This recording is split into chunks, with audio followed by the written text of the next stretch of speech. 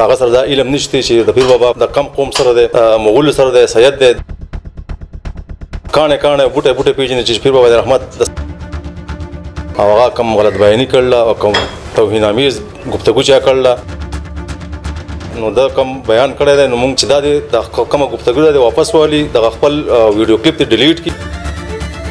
بسم الله الرحمن الرحیم. سهیل بچا زه ستاسو شکریا ادا کوم او زه سید اشفاق علي د کوډګرام سید یم. کم کس چې 13 ورځې تللی و پیر بابا مزار ته او هغه کم غلط بیاني کړله او کم توهین امیز گفتگو چا کړله، موږ اهل بیت بلکې سادات چې څومره ټول دي د هغوی جذبات ته ډېر غټ نقصان رسولی دی. ډېر زیات خلک په غوسه او په دغه کې دي.